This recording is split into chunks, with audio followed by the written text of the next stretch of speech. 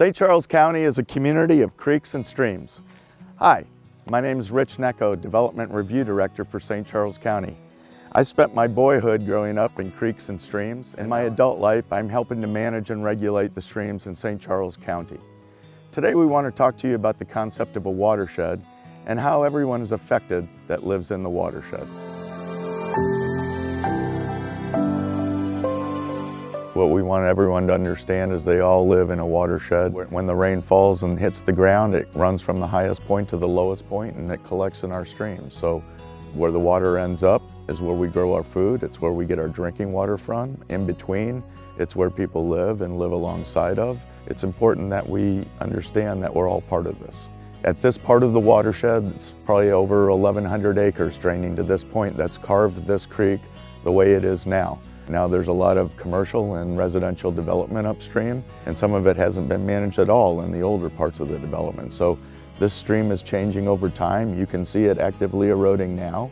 It'll continue to change, so it's important that we leave our buffers around here like this property owner has done.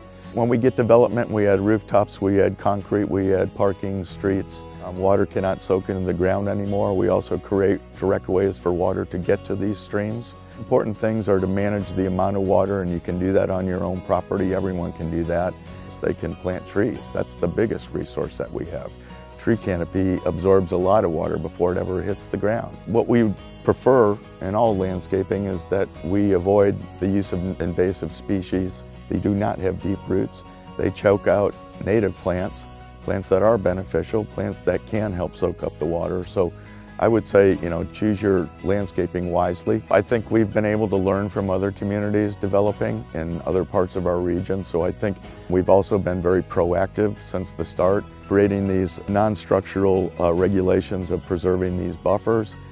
And we do have new stormwater regulations for new development that help manage this stormwater.